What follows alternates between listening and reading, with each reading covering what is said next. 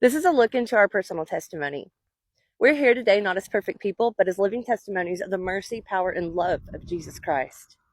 Our story is not one that we're proud of, but it's one that we're never going to stop sharing because it glorifies the one who saved us from destruction and gave us new life.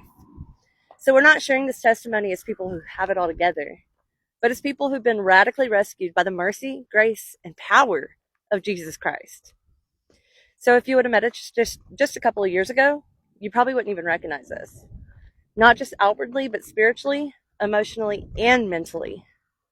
Our lives were falling apart. We were deeply broken individuals. And together, we created more destruction than healing. So we weren't supposed to make it. Addiction had its claws in our home. And little by little, we were tearing each other apart. The love that we had, it was buried under secrets, anger, and pain, all while trying to raise children who needed stability that we couldn't give.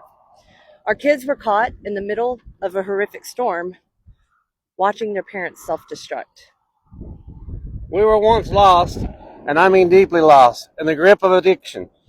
We carried wounds from our past, trauma, abandonment, and rejection, and instead of finding healing, we kept running to temporary things to numb the pain.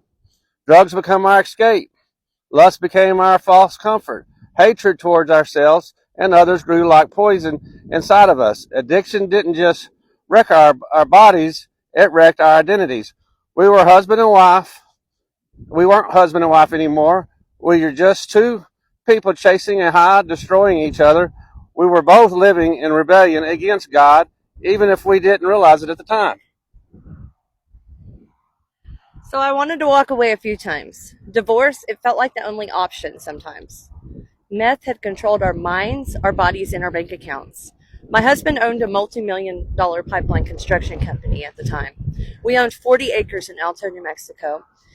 In the mountains. We had a massive 10,000 square foot home, and we even had a nanny to take care of our kids at the time. At that time in our lives, drugs were our daily bread. It also caused lust to enter our relationship, hatred, anger, and bitterness. It poisoned our hearts. We tried to fix ourselves over and over, but the more we tried, the deeper we sank. Go to part 2.